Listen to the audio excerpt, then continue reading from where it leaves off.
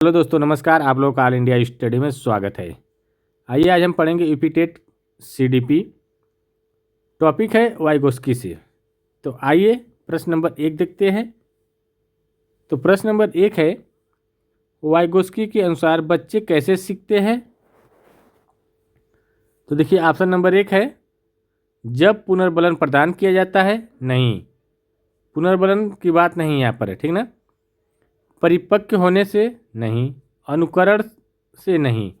ये जो सीखते हैं एक दूसरे से घुल मिल करके, एक दूसरे के साथ रहो करके, ठीक ना। समाज में, बच्चे समाज में सीखते हैं। सीखने का जो मुख्य आधार होता है, अंतःक्रिया के माध्यम से बच्चे एक दूसरे से मिल घुल करके ज्ञान का निर्माण करते हैं, ठीक ना।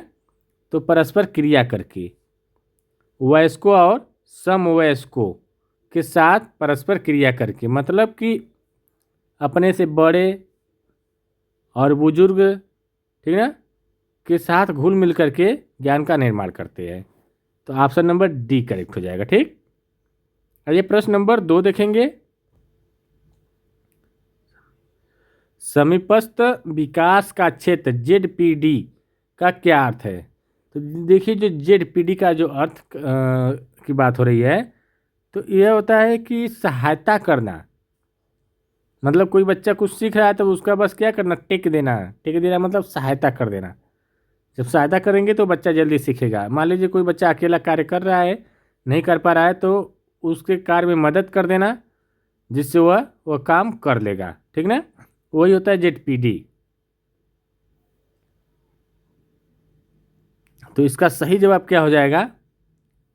ऑप्शन नंबर 1 है, वह क्षेत्र जहाँ बच्चा बिना किसी सहायता से कार्य कर सकता है। नहीं, बिना किसी सहायता से तो नहीं कर पाएगा। बी है, बच्चे द्वारा स्वतंत्र रूप से किए जा सकने वाला तथा सहायता के साथ करने वाले कार्य के बीच का अंतर। और सी है, बच्चे की शारीरिक वृद्धि का क्षेत्र। इस शारीरिक वृद्धि का क्षेत्र वाली बात नहीं है, वह स्तर जिसे बच्चा कभी प्राप्त नहीं कर पाता। ये भी गलत है, ये बात बिल्कुल सही है, ठीक ना। आइए प्रश्न नंबर 3 देखेंगे अब। स्कैफोल्डिंग पहाड़ या ढांचा शब्द का शैक्षिक निहितार्थ क्या है। निहितार्थ क्या है, ठीक ना। इससे क्या मतलब होता है कि जब किसी समस्या को सुलझाने के लिए बच्चों को संकेत आधे हल दिए हुए हो, तो उदाहरण या हिंट दिए जाते हैं, तो उसे स्कैफोल्डिंग कहते हैं, ठीक ना।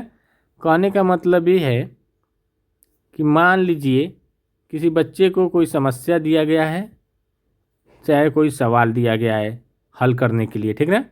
लेकिन बच्चा को नहीं समझ में आ रहा है, तो थोड़ा सा हम हिंट दे देंगे, सहायता कर देंगे, बस टिकना। ये वहाँ भी स्कैफोल्डिंग का मतलब होता है थोड़ा सा सहायता कर देना, टेक देना, हिंट देना, ठीक ना। उसी को क्या बोला जाता है, स्कैफोल्डिंग बोला जाता है। तो देखिए ऑप्शन नंबर 1 है, बच्चे को पूरी तरह से अकेला छोड़ देना। नहीं। बी, सीखने के दौरान दी जाने वाली अस्थायी सहायता। यह बात बिल्कुल सही है, अस्थायी सहायता देना है, ठीक ना। आइए प्रश्न नंबर 4 देखेंगे। निजी वाक प्राइवेट स्पीच के बारे में वाइगोस्की का क्या विचार है। तो देखिए,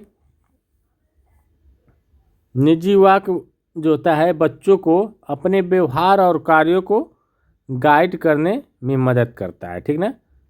अगर बच्चा अपने मन में बोल रहा है, सोच रहा है, तो वह जो है गाइड करने में मदद करेगा, ठीक ना। तो ऑप्शन नंबर 1 है, यह बच्चे की आत्मकेंद्रिता दर्शाता है। आत्मकेंद्रिता वाली बात नहीं है। बी है, बच्चे अपने कार्यों को निर्देशित करने के लिए खुद से बात करते हैं। बिल्कुल बात सही है, बच्चे अपने कार्य को करने के लिए खुद से जब बात करते हैं, ठीक ना, तो ये बात बिल्कुल सही है। इसी को बोला जाता है निजी वाक। आइए प्रश्न नंबर 5 देखेंगे। वाइगोस्की ने सीखने में किस कारक को सबसे अधिक महत्व दिया? सीखने में किस कारक को? तो देखिए इनका एक सिद्धांत है सामाजिक और सांस्कृतिक का सिद्धांत, ठीक ना। जो यह सबसे ज़्यादा महत्वपूर्ण मानते हैं कि समाज में रह करके बच्चा सीखेगा, ठीक ना। तो ऑप्शन नंबर इसका क्या हो जाएगा? आनुवंशिकता होगा नहीं, सामाजिक और सांस्कृतिक कारक, ये बात बिल्कुल सही है, ठीक ना। आइए प्रश्न नंबर 6 देखेंगे। MKO मोर नॉलेजेबल ऑदर कौन हो सकता है? मतलब जो जिसको ज्ञान प्राप्त है तो वह दूसरा कौन हो सकता है?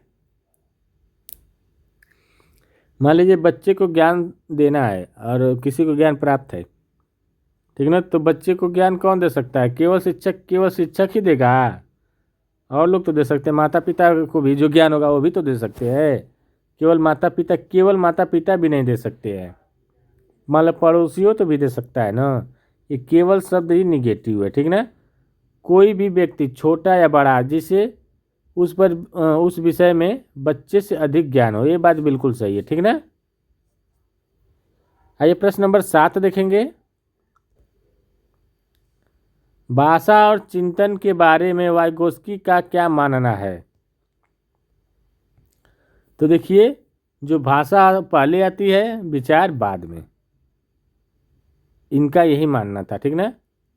लगभग 3 वर्ष की आयु में बच्चों की भाषा और सोच एक साथ जुड़ जाती है, ठीक ना। 3 वर्ष की आयु में जो होता है बच्चों की भाषा और सोच एक साथ जुड़ जाती है, ठीक ना,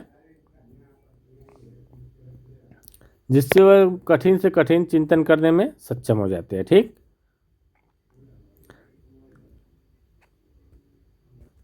तो देखिए इसमें क्या होगा, भाषा और विचार शुरुआत में अलग अलग होते हैं, बाद में एक साथ मिल जाते हैं। तो ऑप्शन नंबर बी करेक्ट हो जाएगा। प्रश्न नंबर 8 देखेंगे। पारस्परिक शिक्षण किस पर आधारित है? तो देखिए जो पारस्परिक शिक्षण है यह किस पर आधारित है? तो वाइगोस्की के सामाजिक सांस्कृतिक सिद्धांत पर यह आधारित है। किस पर? Option number B. आइए प्रश्न नंबर 9 देखते हैं। वाइगोस्की के अनुसार बच्चे समाज से क्या प्राप्त करते हैं? तो केवल शब्द जहाँ है काट दो, सांस्कृतिक उपकरण और ज्ञान। ऑप्शन नंबर सी करेक्ट हो जाएगा। प्रश्न नंबर 10 देखेंगे। सहयोगात्मक समस्या समाधान को बढ़ावा कौन देता है? तो यह लियो वाइगोस्की के द्वारा दिया गया, स्कैफोल्डिंग, ठीक ना। प्रश्न नंबर अगला देखेंगे। वाइगोस्की के अनुसार संज्ञानात्मक विकास का मूल कारण क्या है? संज्ञानात्मक विकास का मूल कारण तो सामाजिक अन्योन क्रिया। क्या है? सामाजिक अन्योन क्रिया हो जाएगा। आइए प्रश्न नंबर 12 देखेंगे।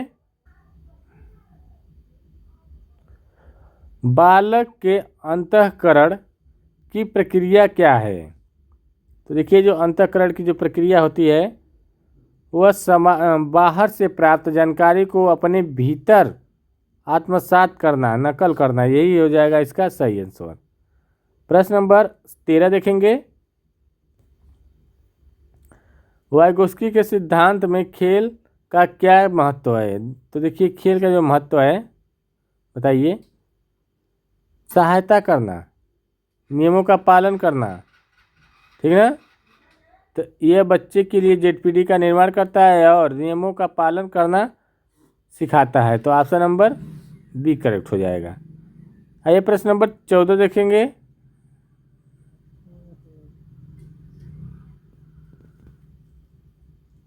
ठीक,